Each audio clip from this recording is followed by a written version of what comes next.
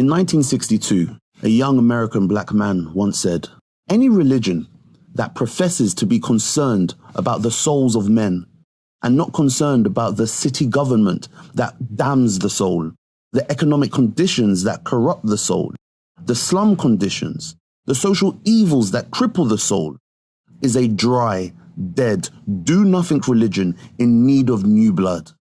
From 1619, Africans were brought to America to be slaves and were considered the property of their owners with no human rights. For over 300 years, the oppression black people had to go through would be enough to bring tears to your eyes. In 1863, Abraham Lincoln declared all slaves to be free. And in 1865, the Civil War between the northern and southern states of America ended. Though the majority no longer had physical chains, many were now in social, financial, and political bondage. A young black man who God had been raising in the background in some of this time of unrest brought positive social and legislative change that brought favor to black people through marches through cities, peaceful protests, and hope-filled speeches.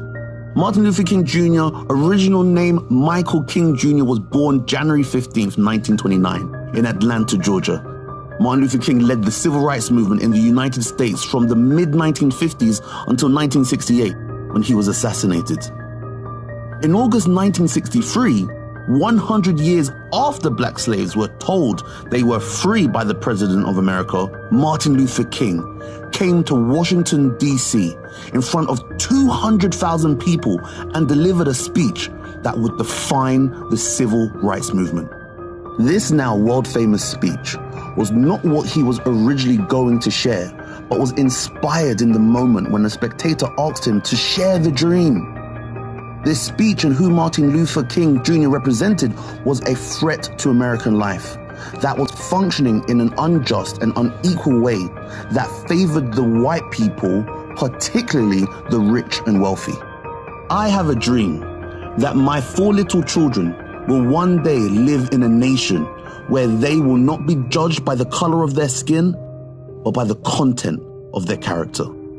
Martin Luther King didn't just care about how black people were being treated by white people in America. He welcomed white people and really wanted all people to fight against injustice and oppression. It was Martin Luther King's faith that became a problem within the civil rights movement, as other groups of people wanted change but couldn't perceive faith as the answer. The end goal seemed the same, but the agenda and the process of getting there was completely different. But Martin Luther King addressed this with honesty. We must admit, we as Christians have often lagged behind at this point. Slavery could not have existed in the United States for almost 250 years if the church had really taken a stand against it. Segregation could not exist today in the United States if the church took a stand against it. Too often, the churches talk about a future good over yonder, not concerned about the present evil over here. There were groups at the time that claimed that religion was the opiate of the people as it lacked action. However, Martin Luther King believed that the correct and necessary action has to be rooted in the truth of God. I have a dream that one day this nation will rise up and live out the true meaning of its creed. We hold these truths to be self-evident, that all men are created equal.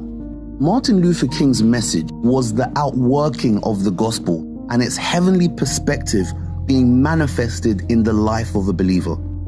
The outworking of the gospel in our lives is the only real answer to the spirit of racism and all its manifestations that has unknowingly enslaved the minds and attitudes of many.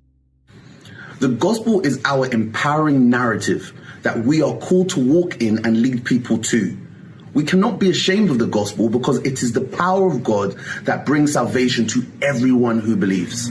Christians are called to reveal God's heart and ways for mankind in how we love each other and confront all forms of injustice. What we learn about Martin Luther King is that the gospel works. So be encouraged for the gospel to work in you too.